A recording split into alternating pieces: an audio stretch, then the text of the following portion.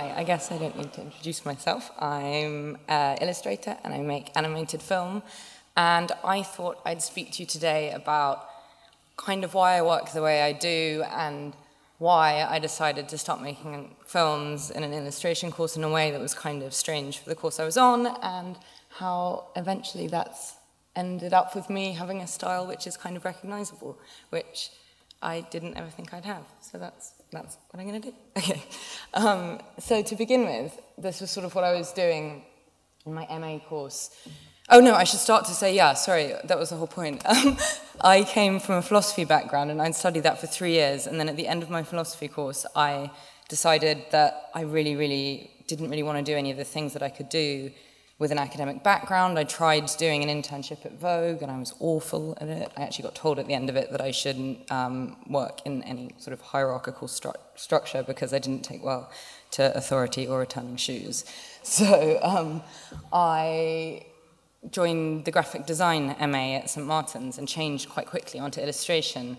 And I think I felt completely out of my depth. I was suddenly like, oh my God, I'm surrounded by these people who are amazing and they have this sort of established visual language and a way of drawing that's so fluently theirs, and I didn't know what I was doing, really. I hadn't really picked up a pencil properly since A-level art, and I think I was just really scrabbling to try and keep up, and yeah, I think I kind of can feel that when I look at my original stuff that I was doing there, because it was kind of trying to be like what was sort of going well for everyone in illustration was these sort of, you know, textural, beautiful, hand-drawn, often sort of with coloring pencil images that were very sort of fragile, and I think that's what I was trying to do here. And this is the best of quite a bad bunch, actually. So, yeah. And this is more of the same from that period. And I think this is kind of when I start to think things got better, because I decided that maybe I shouldn't try and do what everyone else was doing, and instead I should start to take some risks, and I should start to just do stuff that I found visually amusing or fun. So this was called Growler, and yeah, was kind of started to feel a bit more collage. Oh God, this gets loud when you get close to it. Starts to feel a bit more collagey and a bit more, I guess, like what I instinctively wanted to be doing, as did this Mickey Mouse. And I think where I started to really get my own kind of visual voice was when I started to make film, because nobody else in my group was really answering any of the illustration briefs with film, so there wasn't sort of a way of doing it that was in my crits, and there wasn't something that people were enjoying already, which you felt that perhaps you should replicate. So I kind of had the freedom to start bouncing around with animation myself and experimenting. And I think experiments, I guess, are the most important way of finding out how you should work as a creative, is, you know, having accidents, messing up, and then working out when your accidents are actually kind of great. Anyway, so my first animations are kind of make me a little embarrassed when I look at them because they're so experimental, but they're kind of the start of what's happening now. So I thought I'd show you some stuff from my MA. And yeah.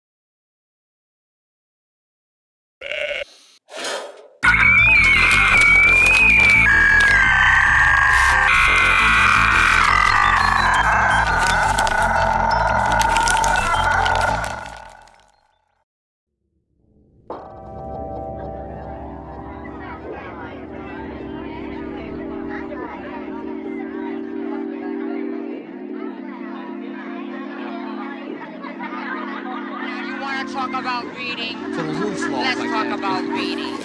Hard to say. What is wrong with you, Pedro? Are you going through some kind of psychological change in your life?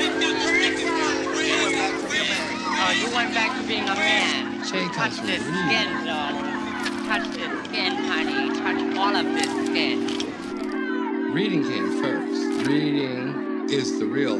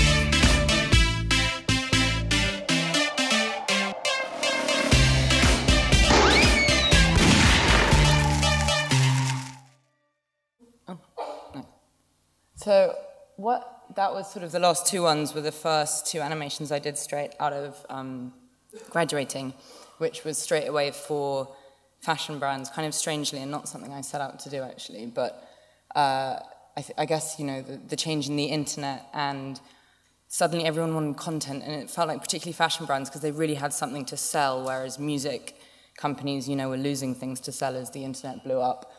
But fashion suddenly had little bits of money to give to kind of new people that could make these kind of 2-minute things and put them, you know, online, and it was great for me because I had this way of working with these brands that I wouldn't have otherwise been working with, because you'd never get a chance like that straight out of art school. And also, what kind of project could they have done before that would have only cost them, you know, next to nothing to produce, but they're, you know, keen young art graduates are kind of up for kind of making these films. So that's sort of how things started going for me. And I think I felt a real freedom not having to be part of the sort of group crits anymore, which sometimes I guess feels slightly like sort of group therapy. Everyone's going in and sort of confessing stuff through their work every week, and that actually in the end you can kind of get kind of the content rather than what the thing looks like. I guess I'd come from studying philosophy, and I didn't want to think about what stuff meant anymore. I just wanted to make stuff that looked great and like think about what stuff looked like. And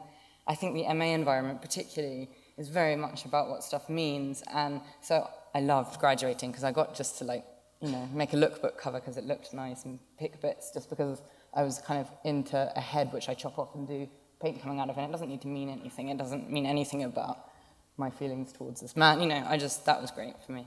And these images were kind of significant because they got shortlisted or nominated or commended for the V&A Illustration Awards after I graduated, which was really nice because you don't really know if your stuff's any good. I mean, you got an okay grade, you know, you start working for clients, but you still don't have the confidence to know which bits of your work are good and which bits aren't, and sort of be positively critical of your own stuff. So once you start to get sort of enough pats on the back, you start to have a bit more confidence to kind of, yeah, keep on working in a way. And so this is the start of making fashion films, really, after I graduated. And as you'll see, they still don't look anything like fashion films at this point.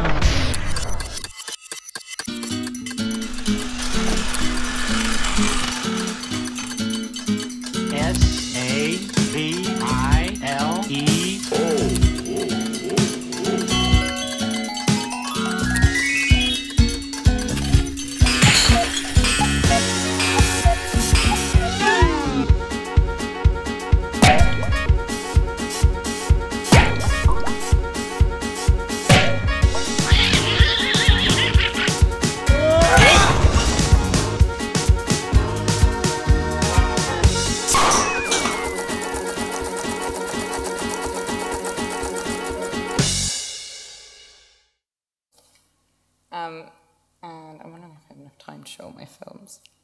So I think what I wanted to say was that I was making stuff for quite big brands quite quickly and on quite public platforms and really making mistakes in front of everyone for about a year. And looking at that stuff now, we were still using my tiny little Leica SLR. We didn't get a proper camera to do our animation with until after we made the Penhaligon's animation. And it's so raw and so kind of handmade looking, and that's kind of great, but I don't understand how I got away with it for so long, actually. So I'm going to maybe start skipping through films.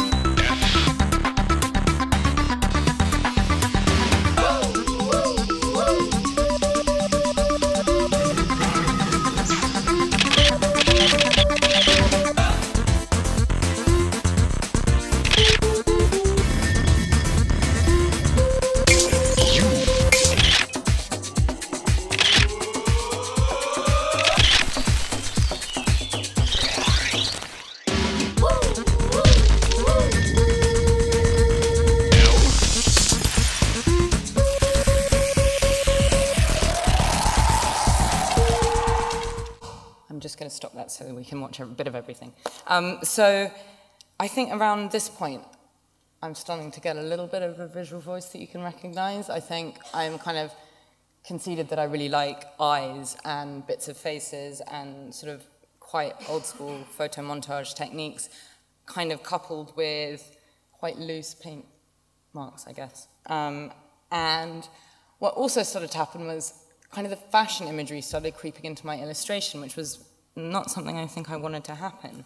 But I suppose once you start working with people and movement, then it's bound to kind of get into your still work as well. And I think you can kind of feel maybe a little bit of a filmic quality and kind of starting to think about kind of editorial in the same way that I would with film. And yeah, that's kind of all I had to say. And so what we also have started to do in the last 2 years, which is really nice, is start to work in 3D, and so doing the Big Egg Hunt was an opportunity to do that, and it felt kind of natural because we had always made miniature props and miniature things to play with and turn in our film, and likewise for the installation for the window at the darkroom, it kind of seemed quite natural to be creating things that you can walk around, because in the film they turn around, but it's meant to feel a little bit like you're there, and we made eyes that were animated within. So it was quite nice to make animation that actually lived within a 3D thing rather than just on people's computer screens.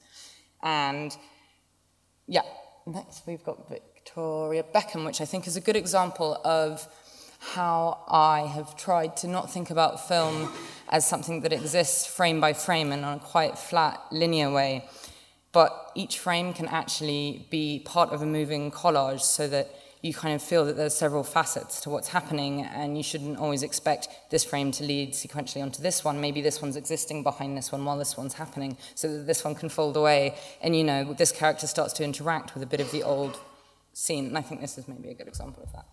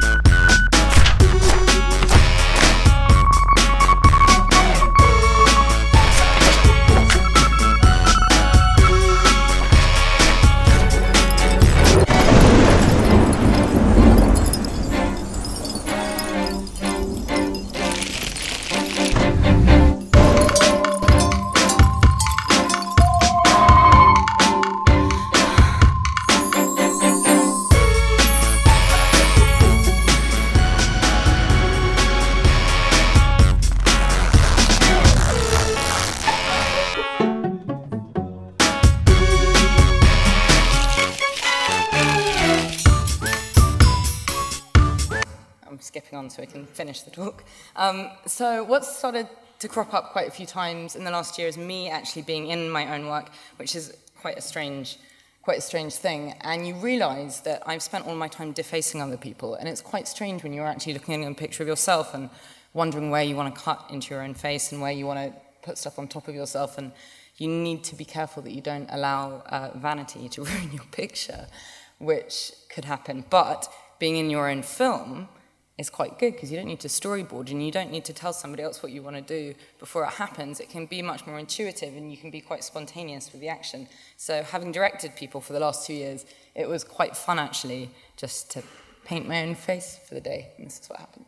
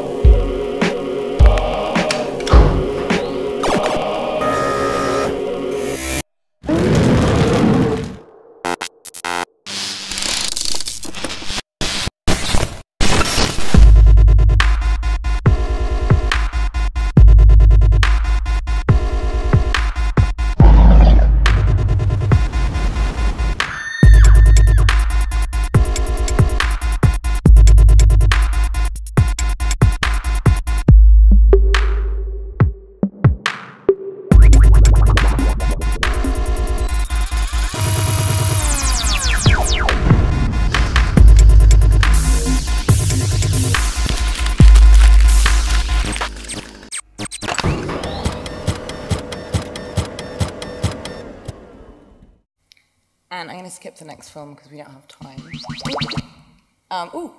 So it was really, it was really nice to make a film that wasn't for a client and wasn't for a brand, because after, the Victoria Beckham film, you get so caught up with brand identity, and yeah, you just can't do something that you really think is cool. And so it was really nice to get to do the painted film for Nowness.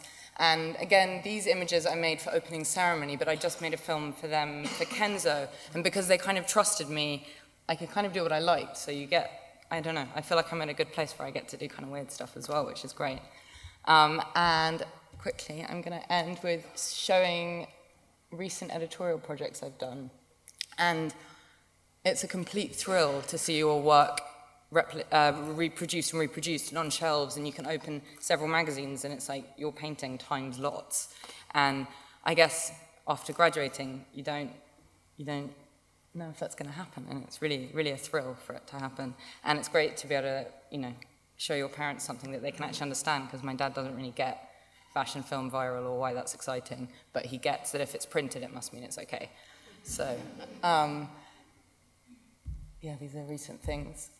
This was a recent cover for the wallpaper handmade thing, and that was really fun, and I made a little video of it just to show sort of a bit of the process and how my work is kind of slapdash, but it's kind of intentionally so, and we usually do, the same thing over and over and over again, and it's the sort of the accidental splat that looks great that we keep. So there is some sort of thought behind the,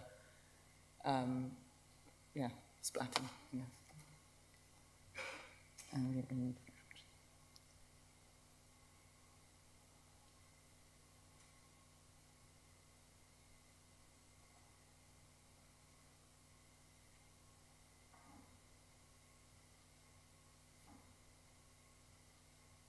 That's kind of it. Thank you very much.